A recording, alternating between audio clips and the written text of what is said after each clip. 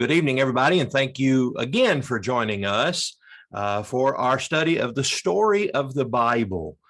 We are making 17 videos that will correspond with the 17 Bible time periods. Now, just a little bit of review about that. The 17 Bible time periods are a list invented by man to try to break the Bible up into understandable sections and to help us to understand the chronology of the story of the Bible. And so we're borrowing those 17 Bible time periods and doing a video on each one of those, just giving you kind of a summary of the story of the Bible and hopefully, again, helping you to understand that timeline and to see the Bible as one complete story. My name is Ken Chapman. I'm an evangelist at the South Bumby Church of Christ in Orlando, Florida. And my co-host and cohort is Jonathan Caldwell, who preaches for the Moody Church of Christ in Moody, Alabama. Jonathan, how are you? Doing all right, enjoying the study. The breakdown is, I think, fairly helpful, just to kind of remember that it is a big story. This is not a collection of fables, fairy tales, or anything like that. It's not the Brothers Grimm or anything like that, but it's the overarching story of what God has done for us. And for that, we're thankful and enjoying the study.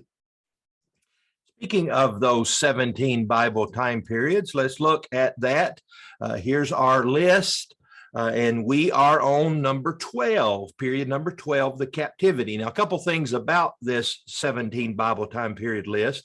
We've encouraged our viewers to use this as an occasion, if you haven't already, to put these 17 Bible time periods to memory. They'll be real helpful to you in your future studies of the Bible. And as you might guess, since we're on number 12 and there's only 17, that we're drawing to a close or getting close to that of the Old Testament.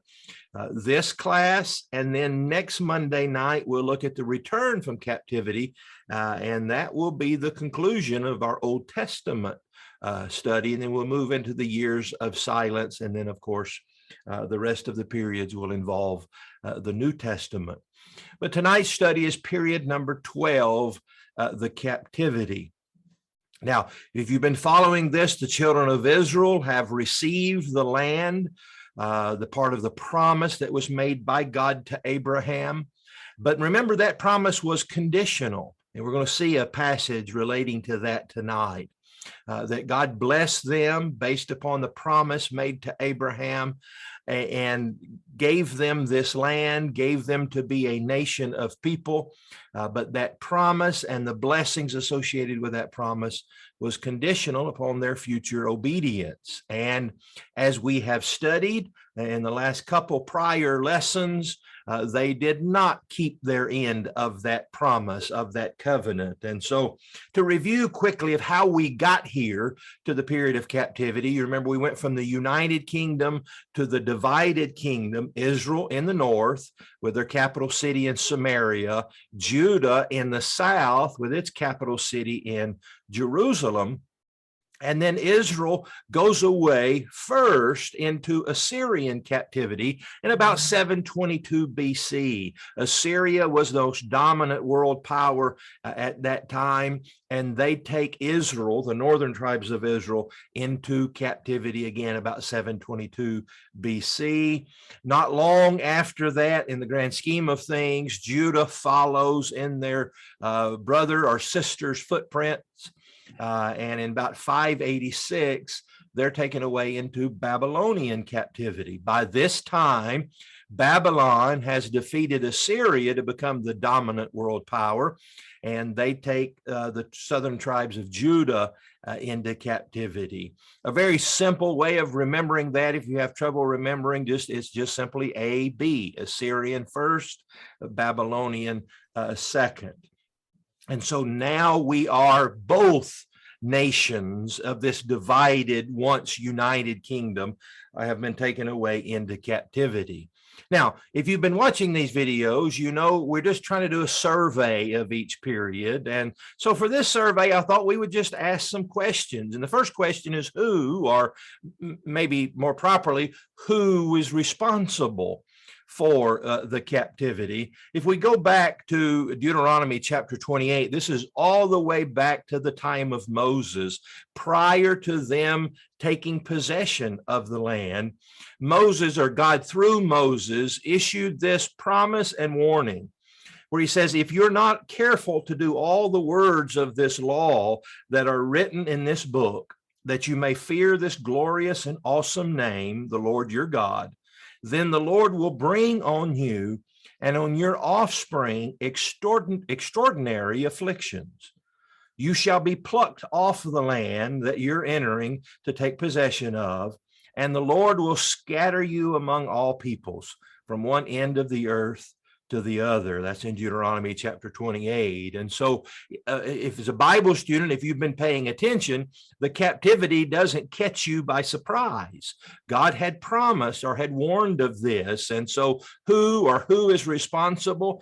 Obviously, the people are, because they did just what God had told them not to do, or Moses had warned them not to do.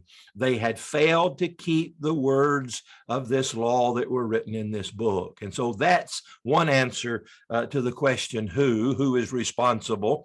Another way we can answer that question is going to 2 Chronicles chapter 36 and say God is responsible. Now, the main point we're making here in this twofold answer to the questions who's responsible is it's not the Babylonians. It's not because Nebuchadnezzar and the Babylonians are the dominant world power. That's not why this is happening. It's not because Babylon's army is stronger than Judah's army. That's not why this is happening. It's happening because the children of Israel disobeyed God, and it's happening because God is executing judgment as he had promised upon this people. Jonathan? It's interesting how so much is happening at two different levels. You have the social political level that, you know, our secular history tries to trace and record. And so that's what you see with the Babylonians being a strong army and being the dominant world power. But then you realize, and not to get too far ahead of us, in the book of Daniel, it's God who rules in the kingdoms of men. And so there is this theological or religious level at which there are truths. We see the same thing with the division of Israel and Judah under Rehoboam. Rehoboam makes a foolish decision and the northern tribes leave. Well, we understand that God was using the faithlessness of Solomon and was using that to punish the faithlessness of Solomon. And so it's always interesting to note those two levels. But as far as the biblical story is concerned, you're right. It's not because the Babylonians are great and wonderful. It's because God is punishing his people. And you're right, God ruled in the nations of men, and he rarely, if ever, did that subtly. God stated what was happening, whether it was on the positive side, he was fighting battles and conquering cities and lands for the children of Israel. God made that abundantly clear. He told them going in what was going to happen. The way they conquered those cities in that land made it evidently apparent that it was God who was doing it. The same way on the negative end, when God is going to dispossess them of the land, God never leaves it to a mystery to wonder, I wonder if God is doing this. I wonder if God is mad at us. No, he sent prophet after prophet, messenger after messenger, and said, this is why this is happening. This is what's happening. And so in 2 Chronicles 36, verse 17, it says, therefore he, referring to God, brought against them the king of the Chaldeans, who killed their young men with the sword in the house of their sanctuary, and had no compassion on young man or virgin, on the aged or the weak. He, again God, gave them all into his hand. And so who's responsible? The children of Israel because of their disobedience, and God because he is the judge, and he had warned and promised that this would happen. And so again, there was no mystery as to why this is taking place on the world stage. So now the next question we ask about the captivity is why? Why is God doing this? Why are the children of Israel being punished? When you look at the readings of the prophets will list their crimes. Again, God doesn't want there to be any mystery about why this is happening. And so he lists their crimes, crimes such as they didn't take care of the widows and the orphans, crimes because they perverted justice. And there's a long list of some crimes that we can see listed in the prophets of this period. But one thing stands out as a dominant reason why they were taken into captivity, and that is idolatry. Now, let's be clear, that wasn't their only crime, but that seemed to be their greatest crime and what we might say the root cause of the other crimes. Jeremiah, for example, says, have you seen what backsliding Israel has done? She's gone up on every high mountain and every green tree, and there played the harlot. They had been married to Jehovah God, were to be faithful to him as a husband and wife are to be faithful to one another. But they had gone away to these other so-called gods, as Jeremiah would speak of, and played the harlot on these high mountains and green trees. That's the reference to the worship of these idols. And so that's the dominant reason why this is happening, is because of idolatry. And again, goes all the way back to Moses. What were the first two commandments that God had given them? That they were to have no other God before them. And that's the dominant reason why we see Israel and Judah taken away into captivity.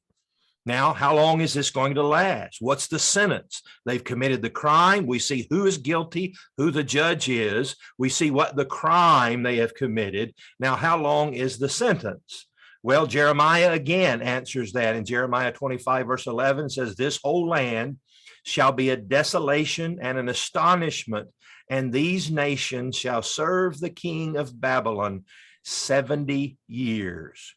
And so there's the time of the captivity, is a period of 70 years. Jeremiah speaks of that. Now, at the end of the book of Daniel, in Daniel chapter 9, we'll have more to say about Daniel here in just a second. But at the end of the book of Daniel, toward the end of the captivity, Daniel recalls the words, the prophecy of Jeremiah. Kind of at the beginning, Jeremiah speaks those words of 70 years at the beginning of the captivity. Daniel recalls them now at the end and says, in the first year of his reign, I, Daniel, understood by the books the number of the years specified by the word of the Lord through Jeremiah the prophet, that he would accomplish 70 years in the desolations of Jerusalem. And so there's a lot of time periods, particularly in the Old Testament, that are a mystery to us. We don't know how long in between certain events. We don't know how long certain things lasted.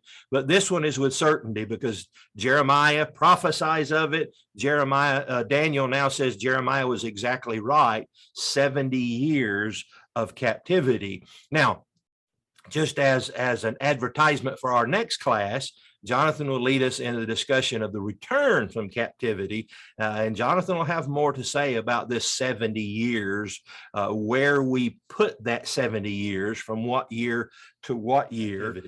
Now, you can't study the captivity without thinking about the prophets. We have prophets that dominated the divided kingdom in the beginnings of the captivity, as God sent those messengers to warn of the impending doom, calling on the people to repent.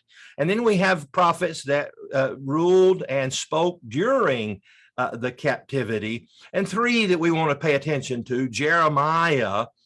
Jeremiah is what we're going to call the prophet who stayed home. He remained with the kind of the leftovers, if you will, in Judah, and prophesied of those stages of captivity that took place. And then we have Ezekiel, the prophet. He was the prophet among the captives. He was taken in one of those waves of captivity and went with the captives as we might just say, a prisoner or a slave among those captives.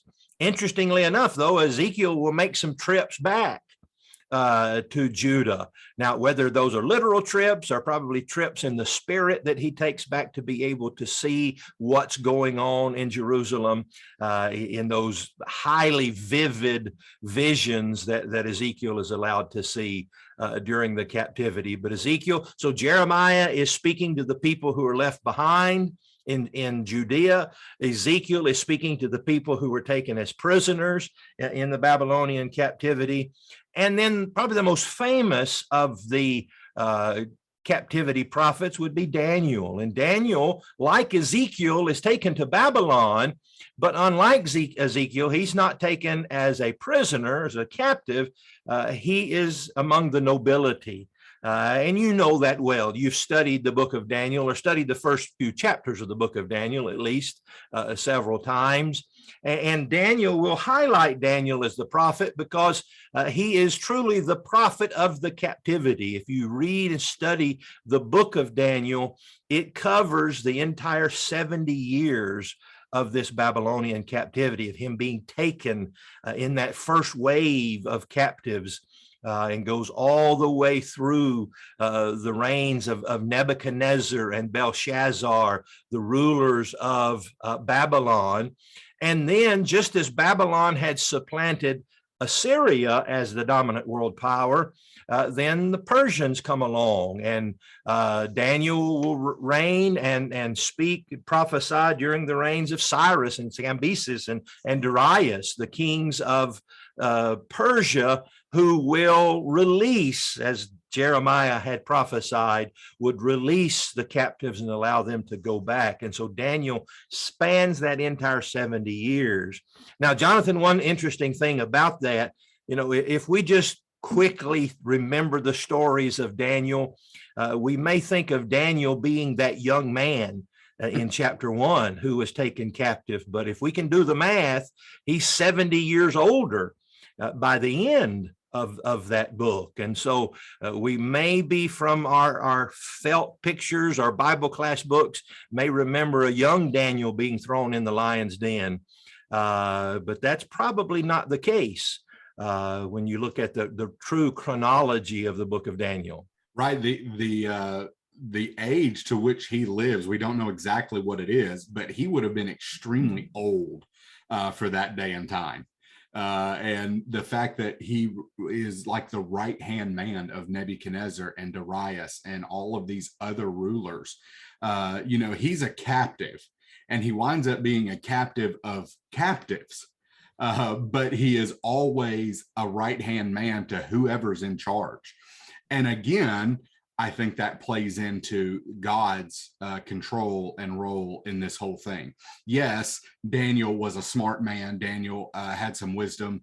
You'd really compare Daniel with Joseph back in Genesis and Egypt. Again, the story arcs that go along here. And so he's just always right there beside him, but it's really because God is keeping him in that role. And then you can see that God has a man everywhere. He's got a man with the king, he's got a man with the people, and a man with the people back home. Yeah, and these three men deliver in very different styles, but deliver basically the same message. Message number one is, I told you so. Yeah, just reminding them why they are where they are, or why situation is like it is in Jeremiah's case. And then secondly, they also say, but God is still going to love us and still has a part of this promise to be fulfilled, and so we will be brought back. And so those are the two dominant messages of all three, really, of these prophets. And so yes, Daniel, if we put a very conservative number, let's say he's 15 at the time of the captivity. He's probably older than that, but let's just make up a number. If he's 15 at the time of the captivity, then if my math is correct, Jonathan, he's 85 at the end. No. And you're right, an old man at that time. And so we usually lock in, or we have a tendency to lock in at that early age, whatever it was, as a young man in chapter 1. And we think Daniel is frozen in time throughout the whole book. And that's simply not the case, because again, Daniel's book spans this entire 70-year period with the rulers of both the Babylonian and the Medo-Persian empire. And as we're indicating, that this captivity, after this 70 years that Jeremiah prophesied, that Daniel remembered, is going to come to an end. God has not completely wiped them from the face of the earth, because he still has a purpose for them. Part of that promise has yet to be fulfilled, and that promise that's yet to be fulfilled at this point in Israel's history is truly the story of the Bible. And we appreciate you joining us tonight, and look forward to some good news next Monday night as the children of Israel are returned from captivity, and we'll see whether or not they learned their lesson for what they've done to get on God's bad side, and whether they're going to be more faithful to God upon their return than they were prior to it, that led to this captivity. So again, thank you for joining us. We hope to see you next Monday night at this same time. Thank you.